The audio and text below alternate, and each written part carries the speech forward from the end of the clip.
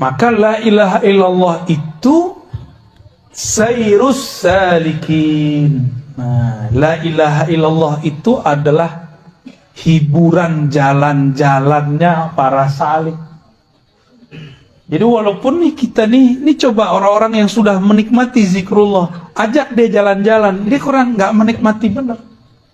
Tapi kalau diajak ke kuburan, pesantren, ziarah ke kiai, itu dia baru seneng. Diajak ke puncak, dia mikir bagus di tempat gua kali. Ya, bapak ini diajak ke puncak Bogor, gimana ngomongnya? Bagusan di mana? Bagusan di sini kan? Di sono udah macet, Pak.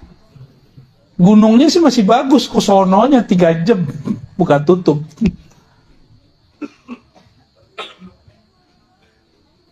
Jadi la ilaha illallah itu kapalnya orang yang sedang suluk kepada Allah Subhanahu wa ta'ala, cepat kepada Allah itu. Ya. Tapi supaya tidak lupa jalan pulang mesti bersolawat. Wajib solawat. Karena kalau nggak ada solawat kita nggak bisa baca la ilaha illallah. Innallaha malaikatahu yusholluna 'alan nabi. Ya ayyuhalladzina amanu shallu 'alaihi wasallimu taslima. Karena Allah bersolawat, kita malu kepadanya, maka kita solawat juga.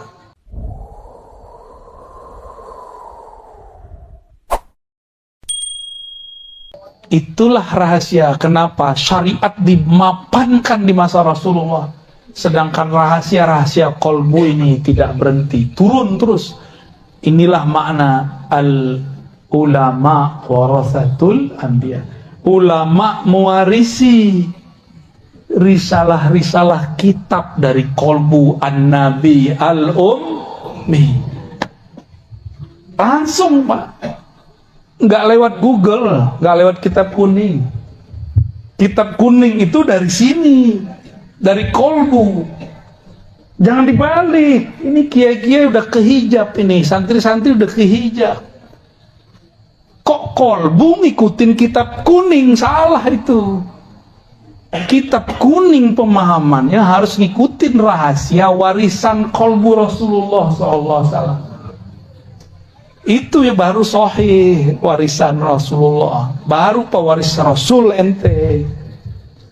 Kalau enggak pewaris kitab bulukan itu namanya. Itu kan kitab komersial, orang jualan supaya kaya. Udah kaya itu yang jualan kitab. Kita masih puji baku, dan berapa banyak kitab yang salah cetak. Laknya hilang, gawat sudah. Udah berapa banyak kitab salah cetak. Kalau nggak punya kolbu, beres kita, sesat menyesatkan udah. Saya udah banyak Pak ketemu. Tiap hari kan kita kerjaannya bolak-balik kita. Kita bingung, ini kitab ini kok masih dipertahankan di pesantren. Ya. Banyak. Kita ini kan fanatis ke kitab kuning. Kitabun Mubin nggak fanatis, ya. Kitabun Mubin. Itulah umul kitab. Rahasianya ada di Al-Fatihah. Al-Fatihah terkumpul di dalam basmalah. Basmalah terkumpul dalam ba. Ba terkumpul dalam satu titik. Nah, kalau sudah di titik nggak usah keluar-keluar lagi, zikirnya di situ aja. Ya. Makanya kolbu itu belakangnya ba, supaya langsung masuk ke sana. Di depannya kof.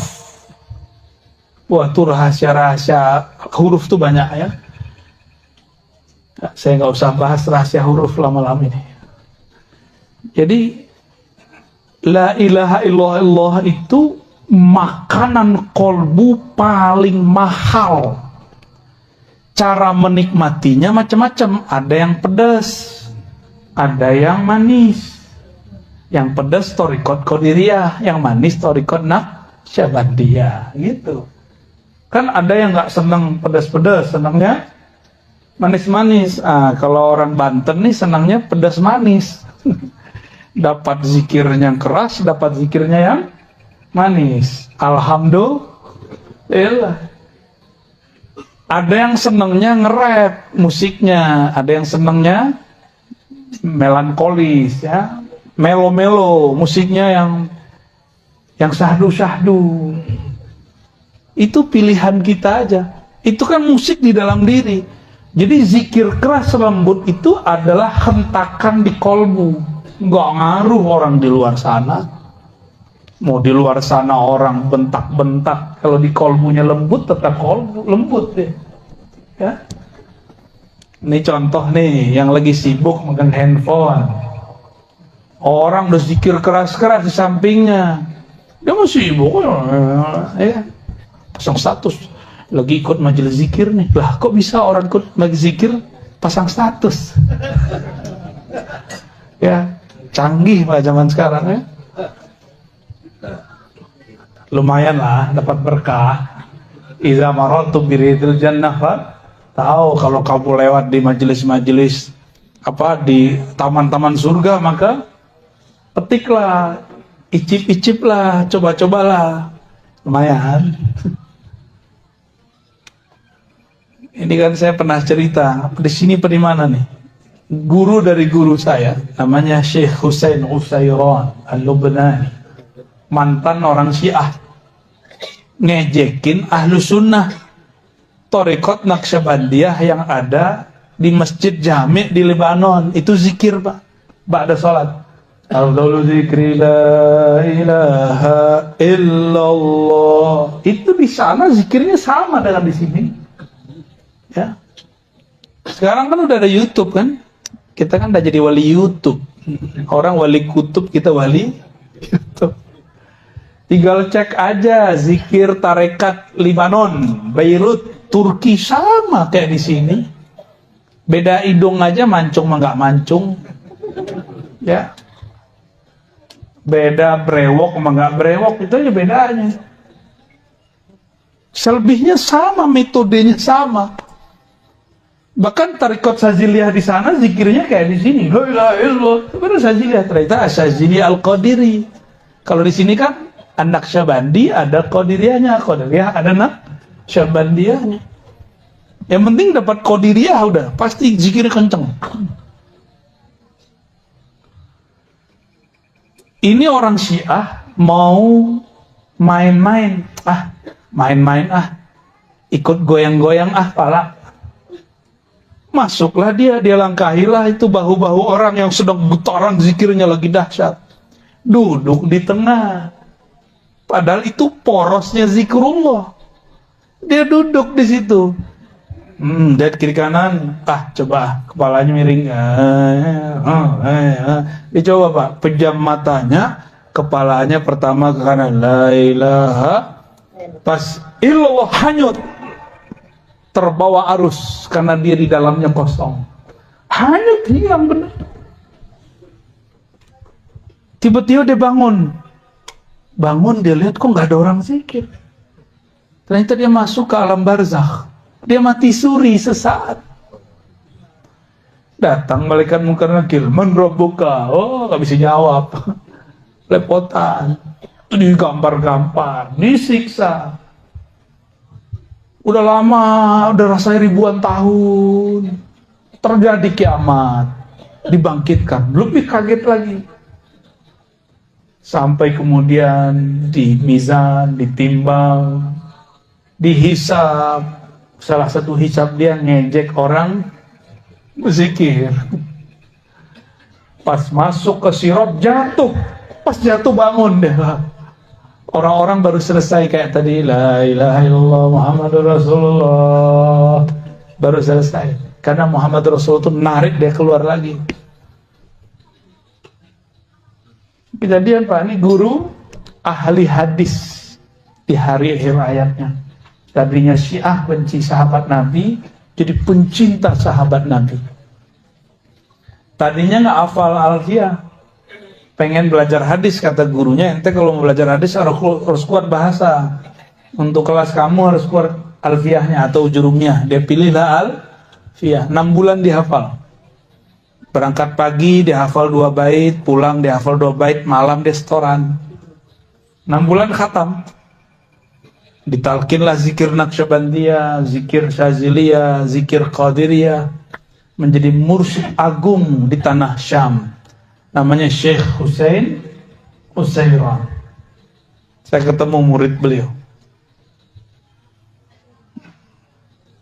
Nah, orang-orang yang sudah punya benteng itu nggak ke bawah, Pak. Itu hebatnya. Jadi kenapa antum ini sudah nggak larut?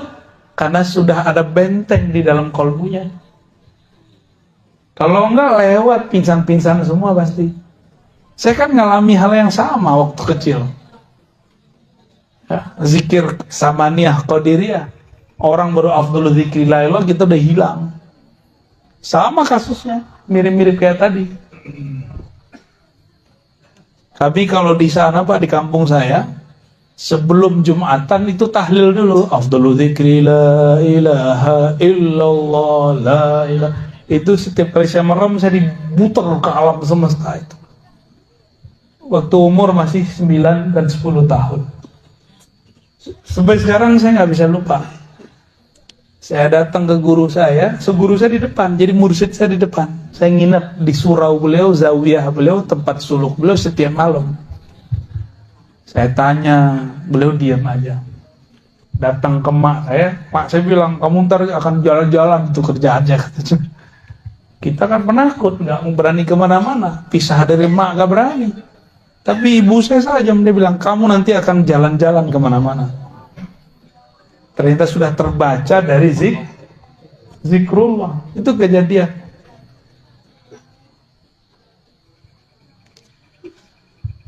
Maka la ilaha illallah itu sayrus salikin. Nah, la ilaha illallah itu adalah hiburan jalan-jalannya para salik. Jadi walaupun nih kita nih coba orang-orang yang sudah menikmati zikrullah, ajak dia jalan-jalan, dia kurang nggak menikmati benar. Tapi kalau diajak ke kuburan, pesantren, ziarah ke kiai, itu dia baru seneng. Diajak ke puncak, dia mikir bagus di tempat gua kali. Ya, bapak ini diajak ke puncak Bogor, gimana ngomongnya? Bagusan di mana? Bagusan di sini kan? Di sono udah macet, Pak. Gunungnya sih masih bagus, ke sononya 3 jam buka tutup.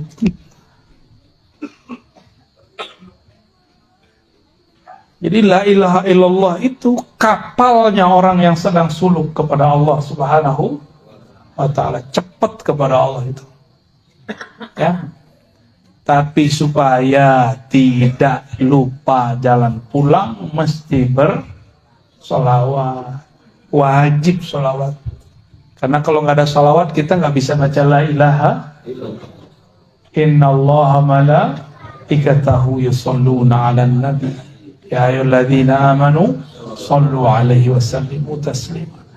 Karena Allah bersolawat, kita malu kepadanya, maka kita sholawat juga. Saya mau tanya, sholawatnya Allah apa?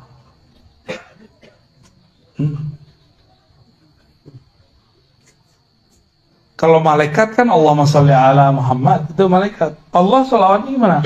Masa Allah doa ke Allah kan? Allahumma sholli ala Muhammad, gua mah Allah. Aku Allah. Lah terus gimana dia ngomongnya? Nah itu rahasia Pak ya. Yang ngikutin kajian di YouTube terpaham ya. Malam ini nggak dibuka dulu ya. Ntar ada yang protes soalnya. Nah itu yang kedua. Yang ketiga, la ilaha illallah atau zikrullah itu adalah miftah min mafatihil jannah, kunci daripada kunci-kunci surga. Mana dalilnya? Man qala la ilaha illallah dakhala jannah. Siapa yang baca la ilaha illallah pasti masuk surga. Dan lafaz ini nggak main-main, dakhala. Dakhala itu fi'il madhi. Sebelum masuk surga dia udah masuk duluan. Kalau diterjemah, kalau versi harfiahnya gimana? Man qala la ilaha illallah, siapa yang telah berkata la ilallah, maka dia telah masuk Jadi kita ini kalau zikrullah sebenarnya udah di surga, tapi karena pikiran ini masih menghijab, badan ini masih menghijab, tidak terasa kalau sudah masuk ke sana. Gitu. Ya. Di surga kawin-kawin doang? Enggak. Orang bosan Pak kawin di surga. Udah bosan. Kenapa kemudian mereka nikah lagi, kawin lagi, jima lagi? Kenapa mereka begitu? Itu untuk menawar rindunya kepada yang punya nama. Nah, ini torikot para arifin. Jadi aulia-aulia ini kenapa dulu kiai-kiai wali-wali itu banyak istrinya? Itu bukan untuk syahwat, Pak. Tapi kerinduannya kepada Allah nggak bisa diobati kecuali dengan menikah lagi. Ya, ini bukan pembenaran lah ya, aneh nggak percaya antum bisa begitu. Inilah dasarnya. Jadi bukan karena banyak orang mati di akhir zaman 1:50 kan ada di sini kan? Rajulun, satu laki-laki itu qaimun ala khamsina imra'ah. Itu nanggung menikahi 50 perempuan, satu laki-laki. Sekarang satu aja keok kan? Ya, mau nambah ya. Mata sih jelalatan. Ya. Urusan sarung sudah melorot. Takwa. Iya, mata kita mah sama, Pak. Mata saya, mata Bapak beda. Yang beda kan sarungnya. Ente paham gak, Cong? Belum paham katanya mau alam. Jadi kenapa di surga itu banyak kawin, Pak? Banyak pernikahan. Itu bukan karena syahwat. Jadi orang salah paham surga itu dikira tempat eksplorasi untuk menyalurkan syahwat. Itu penghinaan terhadap Allah. Ya, enggak. Tapi begitulah Allah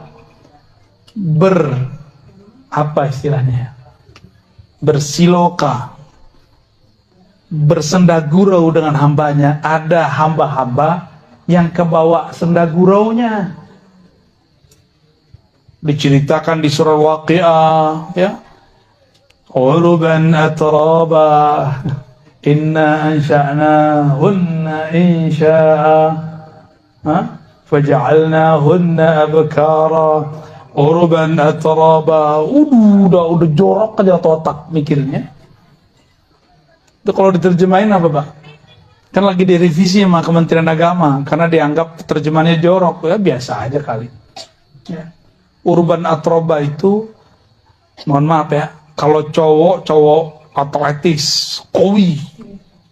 Kalau cewek, hunna kan perempuan di situ. Gambaran kita mengenai lawan jenis yang bikin birahi apa? Itu urban atroba. Ya, bayanginnya sendiri ya. Nggak boleh saya sebut, karena beda kita, beda mazhab. Ada yang senangnya hitam-hitam, ya kan? Ada yang senangnya bening-bening. Ada yang senangnya sawo mateng. Ada yang sawo separuh mateng.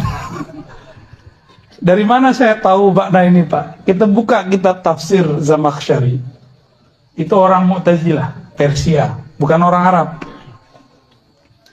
Ketika orang Arab mengatakan al-jamal nisful bayat, putih itu separuh cantik. Kata Zamakhsyari, enggak, justru sawo mateng itulah separuh cantik. Iya. Kalau kita kan seneng tuh sama muka-muka Arab ya, muka-muka kulit babi itu, nggak ada pigmennya, Pak. Muka-muka orang Barat kan nggak ada pigmennya tuh, merah semua. Kalau putih tuh Cina, beda lagi. Kata temanku ini dia nakal juga nih, kulit bengkoang katanya. Kayak bengkoang dikupas nih, putih kata-kata. Ada yang senang begitu.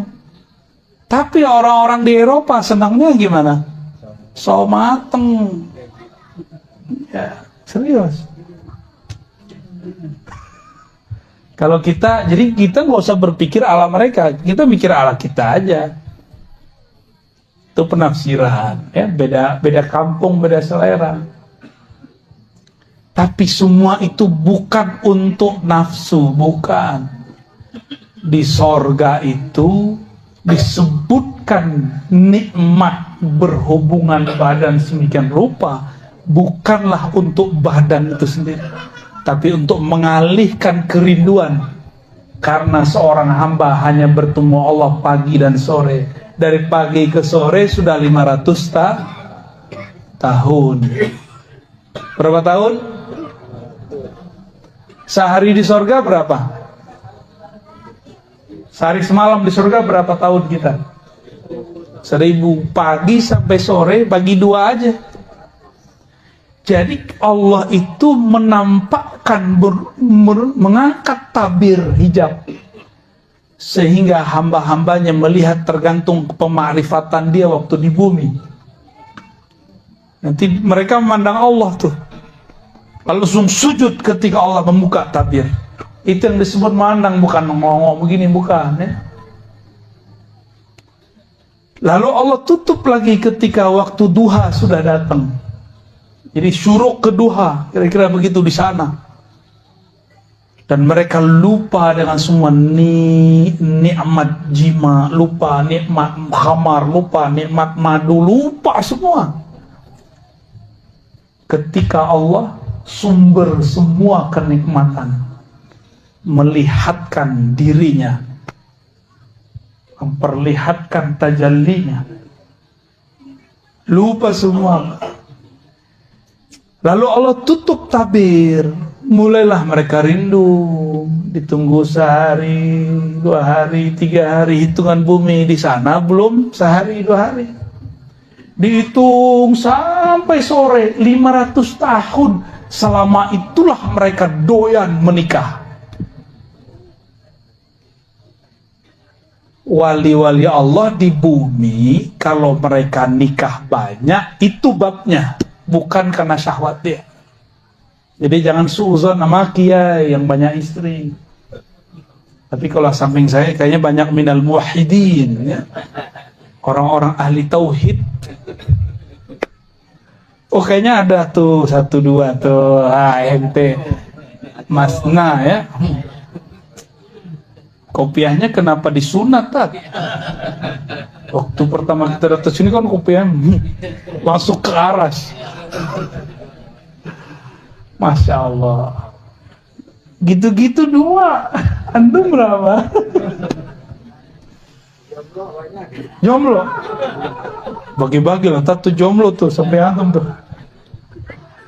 Ya, hijabnya fa'in khiftum, khiftum hijabnya. Bukan la ta'dilu, belum nyoba udah bilang la ta'dilu, ya. Belum nyoba udah bilang gak adil, ya. Nah, kalau ustadz itu dia hijab khaufnya hilang deh. La khaufun alaihim walahum yahzanun. Maaf tadi, ya. Ini rahasia kenapa para aulia itu dulu mereka ada yang menempuh jalan seperti itu, ya. Mau tahu zuriatnya Nabi Sayyidina Al-Husain, istrinya berapa tahu nggak? 80 di satu riwayat. Itu bukan pembenaran, tak? Besok antum 80, aneh yang disalahin. Sayyidina Al-Husain 80 istrinya. Beliau ternyata al-qutub, al-ghaus di zamannya, wali paling mabuk di zamannya. Dan itu bisa dibunuh. Jadi di zaman itu berkata Ibnu Abbas, seandainya aku buka 1 ayat saja rahasianya, kalian akan bunuh aku. Laqataltumuni. Tapi zaman ini makrifat setan sudah dibuka. Masa kita nggak buka makrifat ilahiyah? Kalau enggak kalah kita, Mbak. Jadi jangan kolot lagi. Berani buka-buka asrar di YouTube lah. Kan YouTube buka-buka sendiri, kan bukan saya yang buka. Daripada torikohnya torikoh syaitannya, dan kita buka juga yang torikoh ilahiyahnya, torikoh Nabi Muhammad SAW. Metodologi kewahyuan, kok wahyu bisa terjadi? Apa beda ummi versi ahli riwayat dan ummi versi ahli hakikat? Itu tadi tuh versi ahli hakikat tuh. Di kolbu Nabi ada semua kitab. Maka wali-wali Allah yang asli itu pura-pura bego aja padan kita. Aslinya dia alim. Dia tinggal minta kepada Allah, nyambatnya di alam sana bukan di alam sini. Kan kita punya ilmu nyambat. Tapi yang nyambatnya ilmu monyet. Begini sih lah. Kalau mau nyambat ilmu jangan yang rendahan. Itu namanya ulaika kal an'am. Kalau mau nyambat ilmu langit.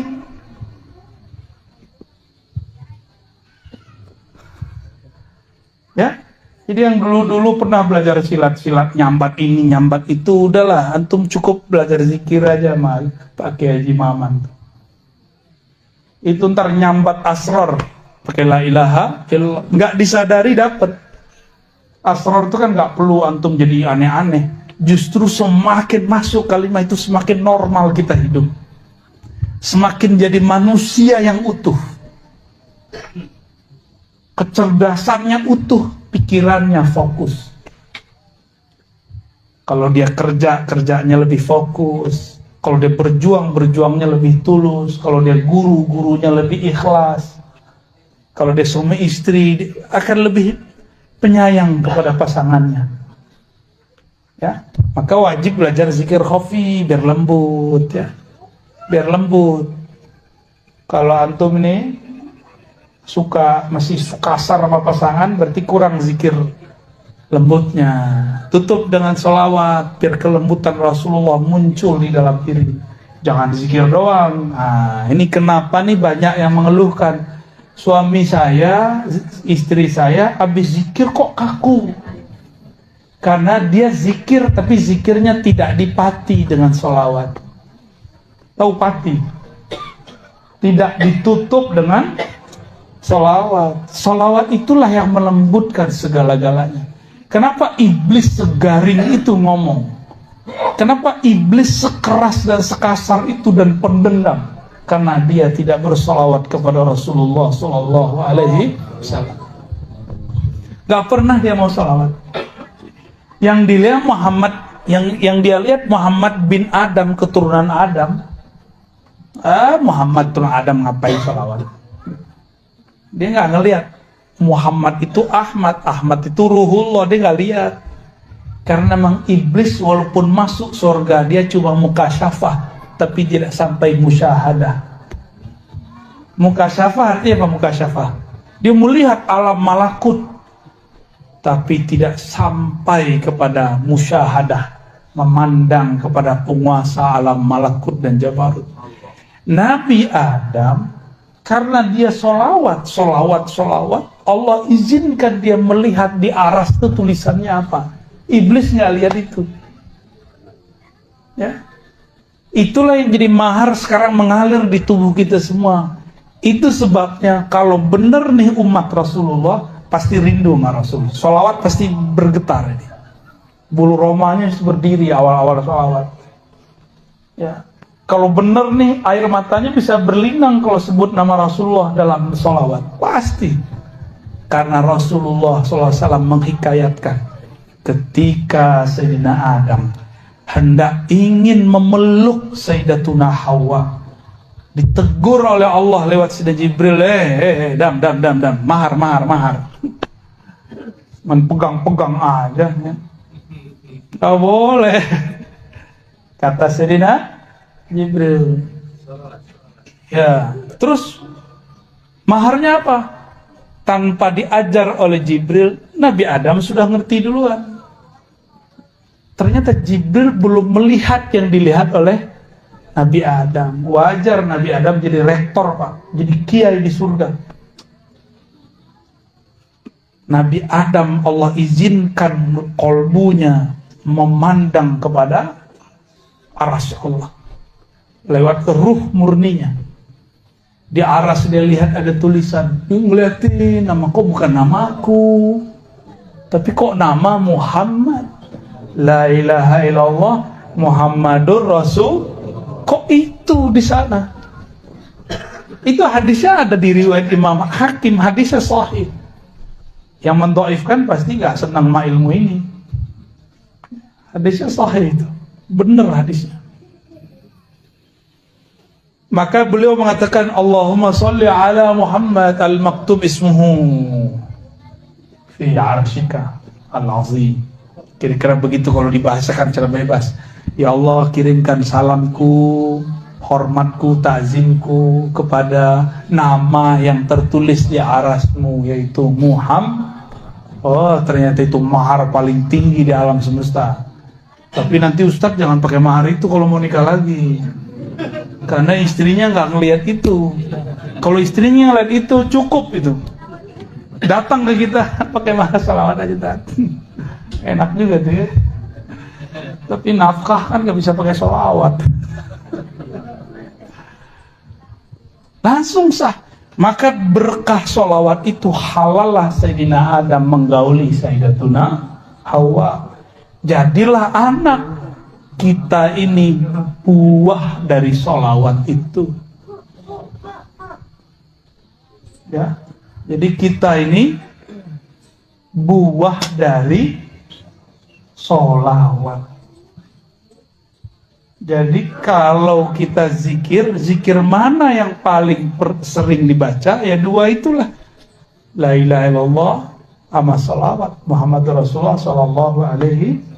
Nggak boleh keluar dari dua itu dah. Sebelum Nabi Muhammad yang fisik lahir, orang-orang udah zikir sholawat nyebut nama beliau. Berarti beliau sudah ada, tapi di alam yang lain. Itu yang beliau sebut, aku sudah jadi Nabi, kalian belum ada kok. Jibril aja belum ada, Nabi sudah ada. Pantas nggak Jibril jadi gurunya Nabi Muhammad? Kalau di sana thariqat kita kan gitu, an Sayyidina Muhammad SAW, an Jibril, itu mah sanad Quran, ya? Tapi aslinya nggak begitu. Justru Jibril lah yang mengambil dari kolbu Nabi Muhammad SAW. Tapi zahirnya ahlu riwayat menyebutkan Nabi Muhammad dari Jibril. Mungkin nggak Jibril lebih tinggi dari Nabi? Jibril nggak bisa tembus ke aras, Pak. Nabi tembus ke aras. Benar nggak? Ini kan bentar lagi bulan Mi'raj nih. Benar nggak? Nabi Muhammad diundang Allah ke atas aras tertingginya. Sedangkan malaikat Jibril nggak sanggup. Kalau dia naik kebakar dia, habis hancur dia, nggak ada lagi jejak dari alam semesta. Nabi Muhammad bulunya nggak ada satupun yang rontok, nggak ada satupun yang rontok. Jibril yang sakti itu kalau naik kebakar habis dia. Mana yang lebih sakti? Maka satu rambut Rasulullah afdal min Sayyidina Jibril. Satu rambut Rasulullah lebih mulia dari Sayyidina Jibril. Bid'ah nggak ngaji begini? Ya, kayaknya bid'ah bener ini ngaji begini ya. Udah dulu lah. Udah jam berapa nih? 11 ya. Saya besok, malam ini harus balik ke Jakarta. Besok pagi sudah ada jadwal ngajar ba'da subuh. Lanjut ke Mabes. 2 Mabes, Pak. Baru bisa, enggak, sampai malam lagi. Sampai malam lagi. Jadi mohon izin tanpa mengulangi salam takzim kepada semua para kiai ajengan, para hadirin hadirat. Mungkin tidak bisa salaman, saya mau langsung pamit ya di sini.